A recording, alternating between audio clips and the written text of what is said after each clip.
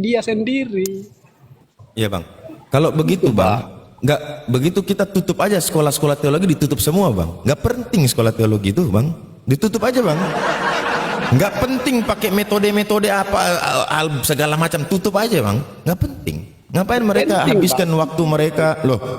Ketika mereka menggali satu Bible, ayat di Bible dengan seluruh metode, dan mereka juga pasti mengaitkan dengan dalil-dalil yang lain gitu loh. Karena setiap mereka sekolah untuk belajar, memahami dan menginjilkan. Mereka yang tugasnya mengajar. Kenapa? Karena mereka sekolah. Nah sekarang kalau dengan mudahnya setiap orang bisa seperti itu, ya ngapain bang ada sekolah teologi bang? Tutup aja. Nggak penting bang harus ada sekolah-sekolah begitu. Ya kan? Nggak penting bang. Ngapain dia habiskan uangnya, habiskan umurnya, habiskan waktunya, pagi belajar Bible, siang dikaji, siang belajar Bible, malam dikaji. Untuk apa bang? Mending dia jadi biasa-biasa aja. Toh yang biasa aja tahu kok. Oke, sekarang gini bang. Sekarang saya tanya bang. Sebagai konklusi ya, sebagai penutup. Jika ada dua pandangan yang berbeda, pandangan scholar yang belajar dengan pandangan abang, kira-kira siapa yang mau dibenarkan bang? Silakan. Iya, enggak ada yang dibenarkan. Itu kan kalau berdasarkan penilaian orang, maka pasti ada salah satu yang dia benarkan menurut pemahaman dia juga. Tetapi kalau kita mengerti apa yang kita pelajari, ya pasti kan tidak mungkin akan berbeda. Nah, contohnya kalau orang-orang yang belajar tentang teologi itu kan bukan berarti belajar untuk tetapi mereka berusaha belajar untuk memahami tentang kebagaimanaan Tuhan, Baik bang. Allah itu. Sebenarnya abang ini sadar bang, ya bang Bocah. Abang ini sadar. Pastinya seperti apa sang pencipta itu. Makanya semua pencipta itu kan belajar sampai ke teologi. Iya bang, saya pahami bang. Saya pahami bang. Kalau seandainya gini bang ya, dengan mereka belajar saja masih belum ada kemungkinan benar salahnya, bagaimana yang tidak belajar bang? Yang mereka belajar saja, yang masih terus belajar, belum ada kemungkinan benar salahnya bang, apalagi yang tidak. Nah sekarang kalau yang mengatakan kami pun belajar, saya tanya, kau belajar pakai metode apa? Ayo, pakai metode apa belajar Bible? Apakah memang Bible itu boleh terserah orang, pandangan orang, perspektif orang, boleh kayak gitu? Lah kalau memang begitu, jangan kalian marah kepada kami Muslim. Kalau memang kalian mengakui bahwa Bible itu untuk seluruh manusia, kami ini manusia apa binatang bang? Manusia juga. Kalau ini makanya saya bilang, kalaulah Bible boleh dipahami oleh setiap orang, maka Kristen tak boleh marah ketika kami memahami Bible dengan perspektif kita. Kenapa? Karena keyakinan kalian Kristen bahwa Bible ini untuk seluruh manusia. Kalau bicara seluruh manusia, kita tahu manusia ini ada yang Islam, ada yang Hindu, ada yang Buddha. Nah, ini jadi standar yang dibuat, tapi sekaligus standar ini juga diingkari sendiri. Ya, itu bukan diingkari, karena kan ketika kita mau belajar tentang Bible, otomatis kan kita harus mencari dari mana asalnya barang ini, dari mana sumbernya. Otomatis kan orang akan belajar ke sumber-sumbernya. Bisa saya tambahkan sedikit? Bukan asal baca saja, tetapi ketika kita tidak mengerti, maka kita harus bertanya, mencari tahu sumbernya dari mana. Kan bisa ketemu itu yang sebenarnya kalau kita mencari sumbernya. Saya bisa berbicara sedikit Pak? Bisa? Langsung.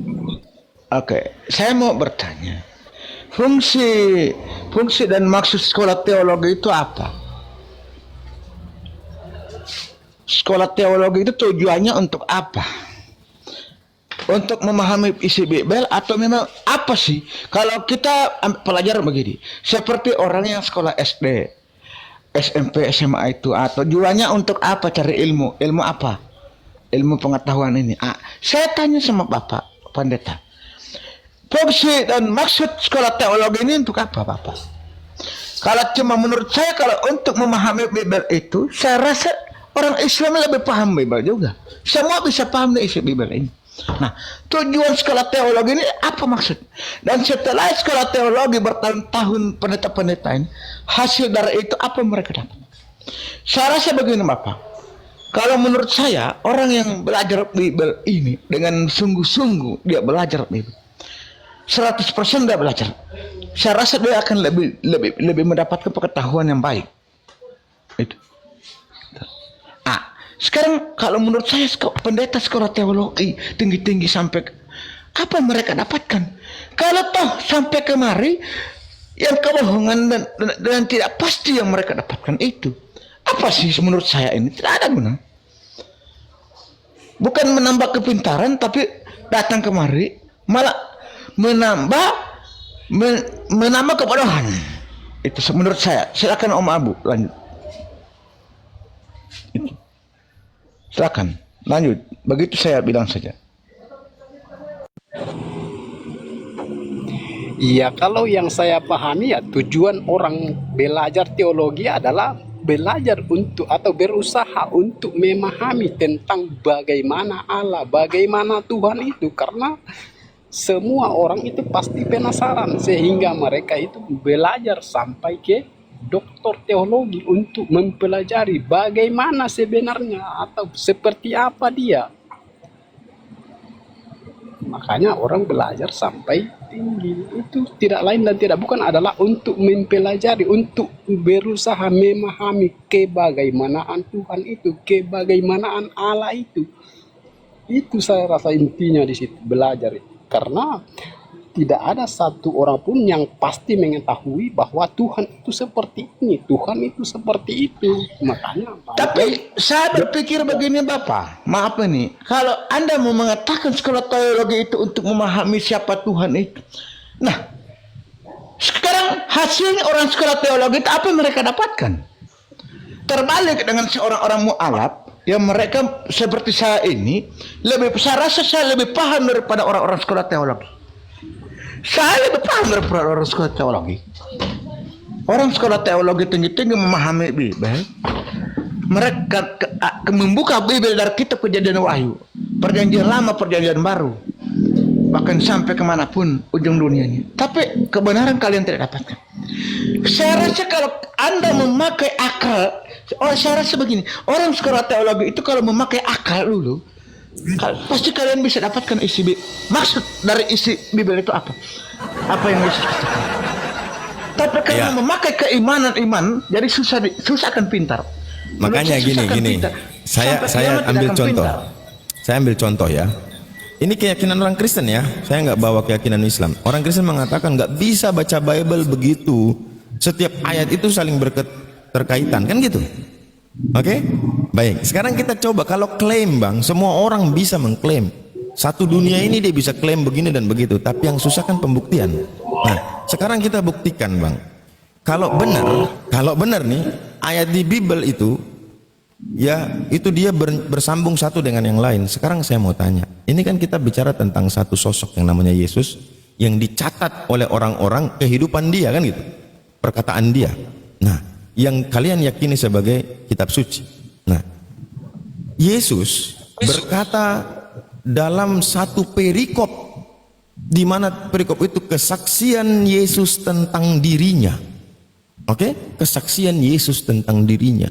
Bahkan di dalam Matius ada satu perikop, Yesus hamba Tuhan.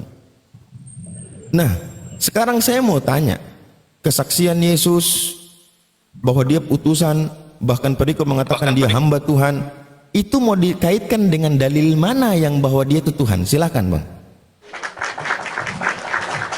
mana? Coba bacakan dulu apa kesaksian Yesus. Yesus mengatakan bahwa dia utusan Bapa. Yang bersaksi tentang dia adalah Bapa yang mengutus dia. Bahkan Yesus mengatakan hidup yang kekal itu mengenal Bapa, Allah satu-satunya yang benar, dan dia sebagai utusan. Bahwa Yesus menyembah kepada Bapa. Oke? Nah, dalil mana yang di Bible yang bisa nyambung berkorelasi dengan perkataan Yesus tadi bahwa dia Tuhan, Bang? Ya, kalau kita mau berbicara dalil mana yang bisa membuktikan bahwa Yesus Tuhan ya tentunya banyak sekali kalau kita membaca dari ayat-ayat yang ada di dalam Alkitab. Contohnya di dalam Wahyu 22 ayat 13, di situ kan dia Yesus sendiri sudah yang berkata di situ bahwa akulah Alfa dan Omega, yang awal dan yang akhir, firman Ya, Tuhan. Jadi baik, Yesus ini baik. adalah firman Tuhan. Makanya di 1 Yohanes 1 ayat 1 kan Yohanes menjelaskan bahwa yang pada mulanya firman itu adalah Allah. Nah, Baik. di dalam ayat yang keempat, Tapi sayangnya itu bukan perkataan Yesus, Bang. Yohanes 1:1 bukan perkataan Yesus. iya, Yohanes 1:1 bukan perkataan Yesus. Bahkan Yesus mengatakan kesaksian Yohanes tidak lebih penting dari kesaksianku. Ayo dengarkan. Kata Yesus, kesaksian Yohanes itu tidak lebih penting dari kesaksian Yesus. Karena kenapa? Yang bersaksi tentang Yesus adalah Bapa yang mengutus dia, yang suaranya tidak didengar, rupanya tidak dilihat. iya, itu kan sangat menguatkan juga kesaksian Yohanes itu, bahwa kesaksian Yohanes itu tidak lebih penting daripada kesaksianku. Kenapa Yesus berkata begitu? Karena banyak orang-orang yang tidak percaya tentang kesaksian Yohanes, makanya dia menyaksikan lagi bahwa ada yang lebih penting daripada kesaksian Yohanes, yaitu Bapa yang mengutus aku, dialah yang bersaksi tentang aku. Artinya Bapa sendirilah yang mengakui bahwa Yesus inilah yang disebut sebagai Sang Juru Selamat, Sang Penyelamat, atau Sang Bang. Mesias itu. Bang, Yesus ini utusan, Bang. Yesus yang ngomong, seorang utusan tidaklah sama dengan yang mengutus. Seorang hamba tidaklah sama dengan Tuhan. Bahkan Yesus menghambakan diri menyembah Bapa loh. Ada sekarang gini, coba menurut Abang, ada nggak Tuhan menyembah Tuhan, Bang? Ada nggak? Yang enggak ada lah Bang. Kalau Ya, Tuhan, kalau memang Yesus itu Tuhan, begini, kalau memang Yesus itu Tuhan berarti Yesus menyembah Tuhan lagi. Itu ada di Bible. dalam hal kita mengajar, memberikan pengajaran kita kepada manusia, otomatis kita bisa berpihak kepada orang-orang yang kita ajari. Misalnya kalau Baik. misalnya saya seorang guru, saya mengajarkan Baik. kepada murid saya bahwa mari kita mengabdi atau mari kita menghormati guru-guru kita. Saya ini seorang guru, tapi saya Ya, mengajarkan kepada dia sebagai apa di situ? Dia sebagai apa di situ, Bang? Dia sebagai apa di situ, Bang? kan saya kasih contoh tadi. Misalnya saya ini, Iya, ini sekarang ke Yesus nih, Bang. iya, Iya, Yesus ini kan guru, rabi kan gitu. iya, dia kan ketika Ya. dia sebagai guru, sebagai rabi, maka dia juga bisa memposisikan dirinya sebagai orang yang berpihak kepada orang yang sedang diajari, yang sedang digurui. Oke. Makanya dia berkata Oke. seperti itu. Jadi Yesus mengajarkan sesuatu yang sebenarnya dia tak lakukan itu. Maksudnya Gitu, seperti Bang. apa yang tak dilakukan? Ya karena dia itu Tuhan, cuman karena dia lagi jadi guru ya dia ngajarin ke orang-orang bahwa menyembah itu Bapa benar. gitu. Karena dia Begitu. sebagai guru, sebagai pengajar, sebagai pembimbing, makanya dia seolah-olah Baik. ikut bersama dengan orang yang diajari, Oke. mengatakan Baik. bahwa kita harus menyembah kepada satu-satunya Allah Oke. yang benar. Oke. Karena dia Siap. sebagai pengajar, sebagai Baik. guru, makanya dia Baik. berbicara seperti itu. Nah, Baik. dia Oke. kan berkata juga di ayat yang lain bahwa tidak tahukah kamu bahwa Bapa ada di dalam aku ada Baik. di dalam Bapa. Artinya Baik. secara tidak langsung ketika kita mengerti kata-kata itu, dia mengatakan bahwa akulah Bapa itu juga berdasarkan perkataan dia sendiri. Oke, baik Bang. Bang, saya mau tanya dulu, Bang. Halo, Bang. Iya. Saya mau tanya, Bang. Ada nggak pengajaran Yesus yang dia sudah tidak di bumi, Bang?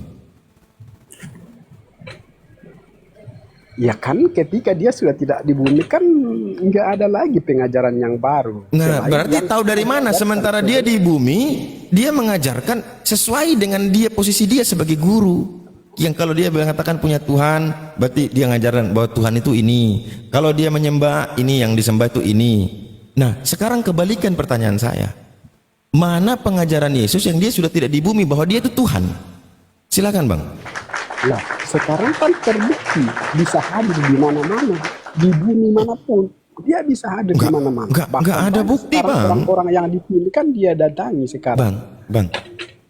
Cara menilai itu gak kayak gitu, Jangan Bang. framing, abang, jangan framing. Ya cara Bang. menilai itu ya berdasarkan kesaksian mereka. Bocah, jangan Sama framing. seperti rasul, sama seperti murid-muridnya dahulu kan mereka itu menyaksikan, makanya orang percaya apa yang dia saksikan. Contohnya Rasul Paulus, Yohanes. Itu abang Petrus, sudah semua karang itu cerita saksi. sendiri. Makanya orang percaya. Di Kenapa mana? orang percaya? Karena apa yang dia saksikan itu dia pertaruhkan sampai dia kehilangan nyawa, tidak bisa dia balas. Contohnya banyak rasul-rasul itu yang disalib terbalik. Karena apa? Dia mempertahankan kebenaran yang dia saksikan.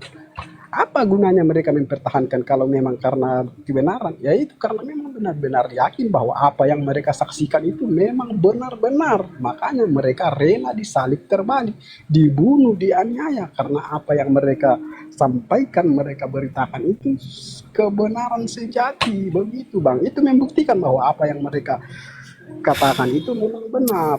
Begitu, Ya Bang. inilah Bang ya. Memang Bible itu bukanlah tuntunan dari Tuhan. Sehingga kebingungan yang ada di dalamnya. Karena kenapa? Ketika Anda mengatakan Bapa di dalam aku perkataan Yesus, Yesus juga mengatakan Bapa dengan dalam hidupnya, anak dalam kehidupannya. Lalu Bible ini kita pahami dengan bahasa Indonesia. Tahu kita bahasa Indonesia itu? Gini Bang, orang-orang yang mengambil arti yang berbeda-beda, mereka mengambil dari dalil-dalil ambigu Bang. Contoh gitu. Dia menuhankan Yesus dengan dalil-dalil ambigu yang bisa orang mengartikan sesuka mereka. Tapi ketika dalilnya itu eksplisit, tak ada yang nolak. Bang. Contoh, Yesus mengatakan inilah hidup yang kekal, mengenal satu-satunya Allah yang benar dan Yesus Kristus yang telah Engkau utus. Ada yang berbeda pandangan di situ? Enggak ada Bang, enggak ada karena dalilnya eksplisit. Dalilnya itu eksplisit.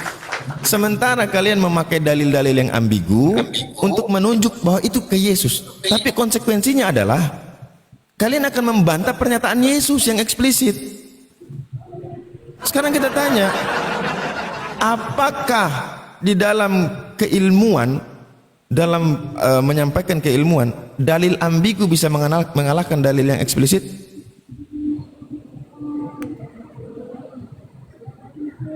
Ayo, Ya, boleh? kan tidak bisa mengalahkan dalil Tidak yang bisa, baik.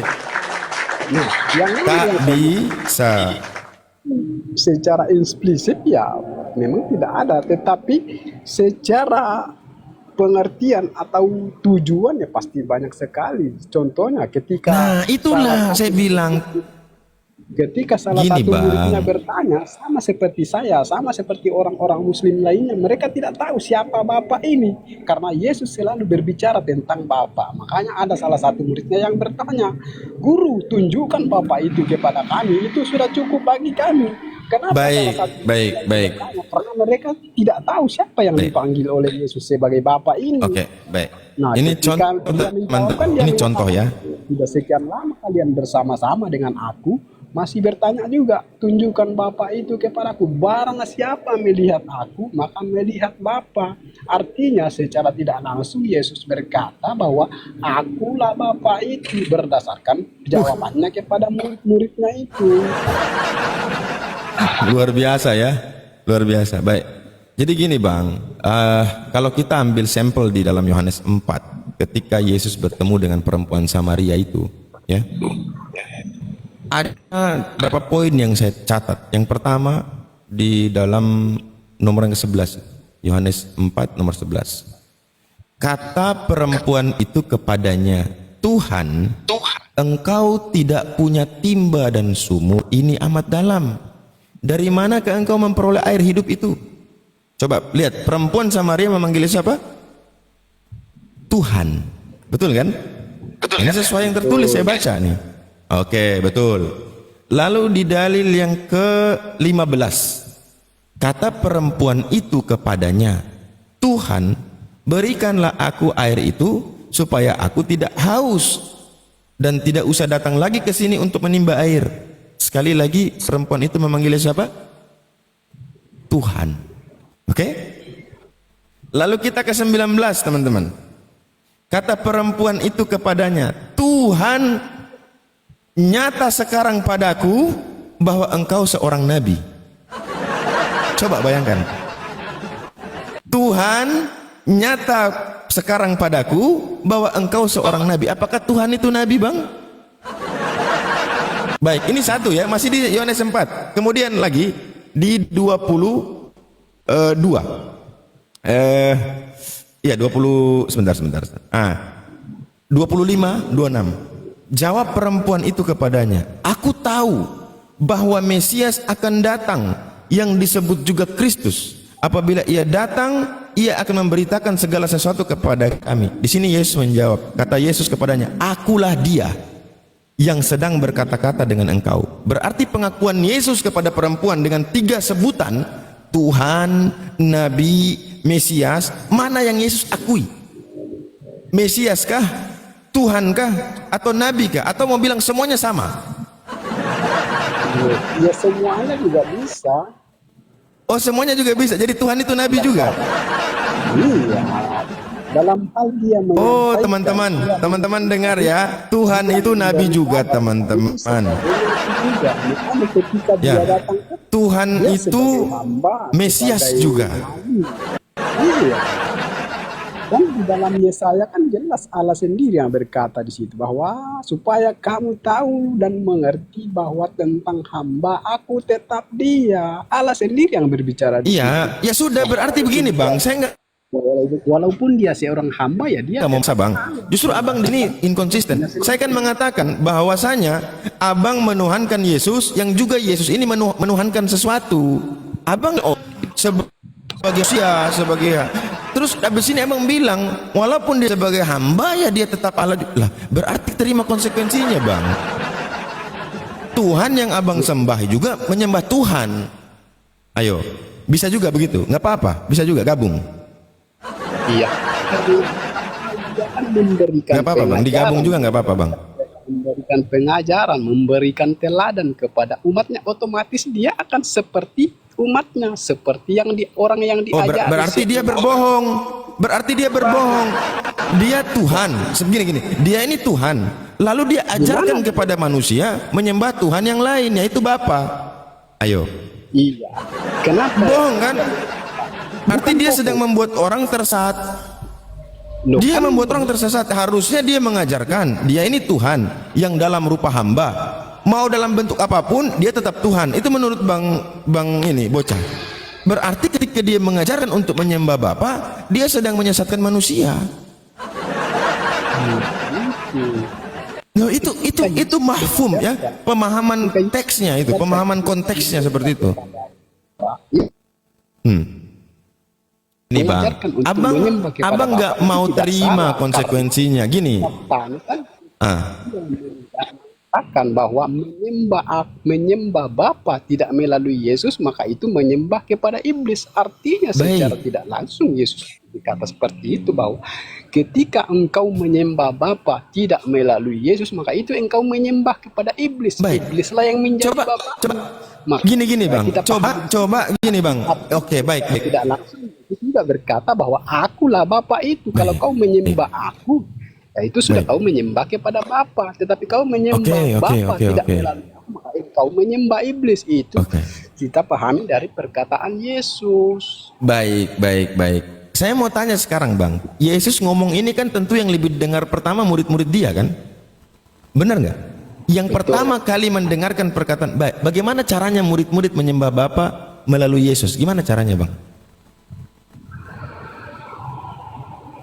Nah, ketika murid-muridnya mengikuti teladan Yesus, otomatis kan dia dikatakan menyembah kepada Bapa. Oh, jadi pengikut sama dengan penyembah Bang? Ya sama lah. Oh, pengikut. Sama. Teman-teman, saya ini jujur malam ini saya baru tahu bahwasanya ya teman-teman Kristen ini tidak menguasai bahasa Indonesia. Serius, tidak menguasai bahasa Indonesia. Padahal Bible mereka bahasa Indonesia dan mereka tak mau dikoreksi dengan original teks. Nah, seolah-olah mereka bebas mengatur bahasa Indonesia. Menurut saya begitu. Menurut itu kan bahasa Indonesia. Sementara yang dia pakai bahasa Indonesia. Coba bayangkan tuh. Masa bisa menyembah dengan mengikuti itu sama? Coba bang, di kamus mana yang mengatakan demikian bang? Saya pengen lihat dari bahasa Indonesia kamus mana yang menyatakan bahwa Ya, kalau kita mengikuti dan menyembah itu sama bang. Kalau kita mengikuti berdasarkan makna kata-katanya ya tidak Baik, sama. bang. Tetapi kalau Abang kita abang mengikuti guru ketika guru mengajar, abang ikutin nggak bang? Saya mau tanya, ketika abang sekolah, abang mengikuti ajaran guru, abang menyembah guru nggak bang? yang enggak lah. Loh, mengikuti kan menyembah bang? Ya, Kan mengikuti menyembah. kalau kita tidak semua kata mengikuti kita artikan sebagai menyembah. Nah kalau begitu, nah kalau begitu kena kan? Inkonsisten. Bocah ini lucu. Inkonsisten. Tadi dia bilang gini, tadi dia bilang ketika saya mengatakan bahwa kalian punya Tuhan menyembah Tuhan, dia bersikeras mengatakan bahwa dia itu kan hamba, dia itu kan guru, ya dia mengajar. Habis itu dia ngomong walaupun dia seorang hamba dia masih Allah. Mana yang betul? Terimalah bahwa kalian punya Tuhan Yesus juga menyembah Tuhan yang lain. Kalian harus terima itu. Kalau enggak kalian enggak bisa dapat satu kebenaran karena standarnya ganda. Di sini ya, di sini tidak. Padahal sama kasusnya, gitu loh. Nanti di sini lagi ya, di situ tidak. Ini aneh. Ini saya belum masuk pertanyaan. Sebentar Matius. Saya belum masuk di konteks bertanya bahwa di dalam Bible Yesus berkata, "Akulah jalan, kebenaran dan hidup. Tidak seorang pun yang sampai kepada Bapa tanpa melalui aku." Saya mau tanya Bang Bocah, ada nggak selain Yesus jalan, kebenaran dan hidup, Bang? Ya memang nggak ada. Oke, sepakat Bang ya. Dengar teman-teman, tidak ada. Oke. Ketika Yesus mengatakan dia utusan, lalu ada orang yang mengatakan bahwa dia itu Tuhan, siapa yang Anda dengar, Bang? Gimana? Lihat nih ya. Tidak ada manusia selain Yesus yang dia itu adalah jalan, kebenaran dan hidup. Cuman Yesus. Sepakat ya? Sepakat. Betul, sepakat. Baik. Di mana ketika Yesus mengatakan bahwa dia adalah utusan, dia mengatakan bahwa Bapa lebih besar dari aku. Dia mengatakan aku tak bisa berbuat apa-apa dari diriku sendiri. Aku berkata-kata bukan dari dalam diriku sendiri, kecuali dari Dia yang mengutus aku. Lalu ada orang lain yang mengatakan Yesus Tuhan. Anda pilih dengar siapa? Yang mengatakan Yesus Tuhan atau Yesus yang mengatakan dia utusan? Anda dengar siapa? Ya tentunya Yesus yang mengatakan dong. Betul, kalau begitu terima dia utusan. Iya kan? Karena tidak ada satupun kalimat ya, tidak ada satupun kalimat dari Yesus yang mengatakan dia Tuhan atau menyamakan diri dengan Tuhan. Tak ada sama sekali. Bahkan dia sampai rela masuk dalam pengadilannya Kayafas untuk membuktikan bahwa tuduhan itu salah. Di mana tuduhan-tuduhan itu mereka mengatakan bahwa dia hanya anak manusia, dia hanya manusia mau menyamakan diri dengan Tuhan. Akhirnya apa? Dia dituntut. Sampai di dalam pengadilan, apakah Yesus bersalah? Coba berani bilang Yesus salah, berani bilang Yesus salah? Baik. Bahwa dia tidak, orang itu tidak bersalah. Baik. Oke sudah, berarti di situ Yesus membuktikan bahwa dia tidak sedang mengajarkan bahwa dia itu Bapa Allah atau dia sama dengan Allah. Setuju itu? Harus aku itu. Di situ kan orang-orang yang mengatakan bahwa dia itu menyamakan dirinya dengan Allah. Iya, itu yang dituduhkan Bang. kepada Yesus, Karena tuduhan itu baik. Astaga Bang. Saja, tetapi dia menyamakan dirinya dengan Allah. Itu pengakuan Yesus. Saya mau tanya dulu, itu pengakuan Yesus atau tuduhan kepada Yesus? Itu dituduhkan kepada Yesus bahwa dia menyamakan dirinya. Karena apa? Pertanyaan orang Yahudi itu, orang sabar Bang. Abang jangan kaburkan. Abang jangan mengkaburkan dulu, Bang. Abang, iya sebentar Bang. Engkau sendiri yang mengatakannya. Iya. Katakan ini orang imam bahwa dia anak Allah, ya memang benar. Dia tidak membantah itu. Oke, saya mau tanya Bang. Ini kejadian ini ada di masa imam-imam besar, imam kepala, para ahli Torah. Apakah mereka tidak tahu bahwasanya mengaku anak Allah itu sama dengan menghujat Allah? Iya benar. Menghujat? Iya. Baik. Baik. Berarti Bang, Israel ketika dikatakan anak Allah, dia telah menghujat Allah juga. Berarti turunan orang-orang Bani Israel Yahudi itu adalah orang-orang yang menghujat Tuhan. Harus terima konsekuensinya, Bang. Abang menyetujui sesuatu, tapi abang nggak mau terima konsekuensinya. Harus terima, Bang. Saya nggak maksa abang untuk menolak atau keluar dari iman itu, enggak. Tapi setidaknya abang harus mengimani, abang harus terima konsekuensinya. Karena logisnya seperti itu. Di situ Baik. kan dituduhkan kepada Yesus. Astaga, Bang. Tuduhannya apa dulu kita lihat, Bang? Tuduhannya apa yang dituduh? Orang hanya mengatakan bahwa aku anak Allah, tidak membuktikan bahwa dia menyamakan dirinya dengan Allah. Nah, di situ disinilah, Bang. Baik. Berarti abang ini, bahwa Bang apakah Bocah. engkau anak Allah? Tapi Iya. Yesus kan menjawab bahwa engkau sendiri yang mengatakannya. Artinya apa Baik. yang dituduhkan itu ya memang dia adalah anak Allah. Baik, Makanya Bang. dia tidak membantah itu. Berarti di sini abang ini berdiri di barisan orang-orang Yahudi yang menuduh Yesus. Barusan narasi-narasi abang kan begitu. Yesus itu ya Allah itu sendiri. Dan ini tuduhan yang diberikan oleh Yesus dari musuh-musuh Yesus kepada dia supaya apa? Dia bisa dihukum mati. Berarti karena satu-satunya cara yang bisa dituntut dia supaya dihukum mati, yang bikin tuduhan bahwa dia ini sedang menyamakan diri dengan Tuhan. Sementara di pengadilan Yesus tidak terbukti menyamakan diri dengan Tuhan. Lah kenapa kalian setuju dengan Yahudi yang musuh-musuh Yesus? Bukan itu kan dia mengatakan, dia menjawab bahwa engkau sendiri yang mengatakan. Artinya yang dikatakan orang Yahudi bahwa dia itu anak Allah itu benar. Makanya dia katakan engkau Bang, sendiri. saya mau tanya abang. Yesus dibawa ke pengadilan itu karena dituduh anak Allah atau dituduh menyamakan diri dengan Allah? Iya, karena memang di situ ya dituduh dia menyamakan diri. Enggak dituduh apa? Baik. Ketika dia sudah disidangkan, dia tidak ditemui kesalahannya. Tetapi Ya sudah. ketika orang-orang imam itu mengajukan pertanyaan bahwa apakah engkau Mesias, engkau anak Allah, maka disitulah maka buat apa lagi?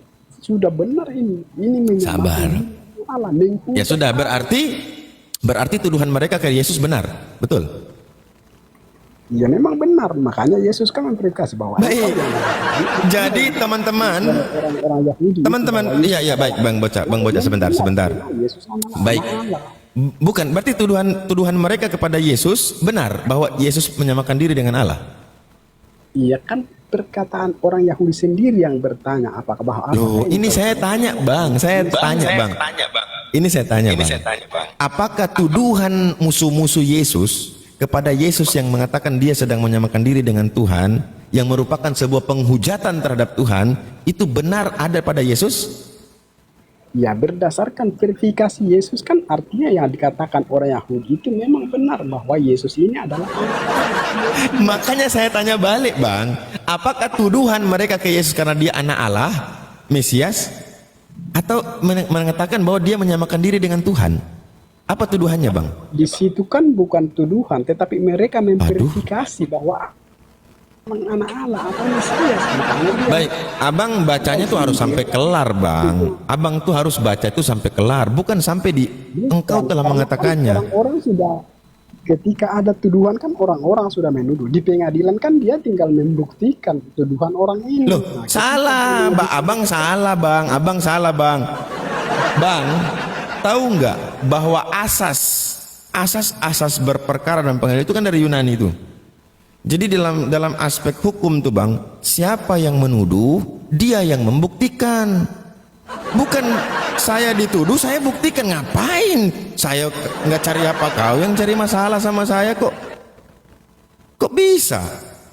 Sekarang saya mau tanya begini, saya tuduh abang nih, Bang, kamu mencuri, ayo kau buktikan bahwa kau tidak mencuri. Masa gitu? Seandainya semua orang dibiarkan seperti itu, bagaimana dunia ini? Hancur, bro, hancur. Kalaupun dia mengatakan, ya teman-teman, gini ya, kalaupun dia mengatakan bahwa ya tuduhan itu benar, karena tuduhan itu benar, maka terbukti Yesus bersalah. Kalau Yesus bersalah, Yesus bukan lagi korban yang suci, karena sudah ternodai dengan kesalahan. Maka pengorbanan Yesus di kayu salib tidak layak, teman-teman. Itu ending point. kalau mengatakan bahwa Yesus benar, berarti jangan lagi kalian menyamakan Yesus dengan Tuhan atau mengatakan bahwa dia adalah Allah itu. Karena kenapa? Di pengadilan tidak terbukti tuduhan bahwa Yesus menyamakan diri dengan Allah itu. Si malakama teman-teman ya, si malakama. Jawab salah bahaya, jawab Maju tidak kena, bersalah mundur pun kena, ada penama bahaya. Maju kena, mundur kena. Iya kan? Serba Maju salah. kena, Di tengah. mundur kena. Mundur kena. Ini Batal menunjukkan apa teman-teman? Bahwa mereka bukanlah pengikut Yesus. pengikut Paulus. Bukan pengikut Yesus. Ya, sama. Turun malu, tak turun bubur. Kan gitu.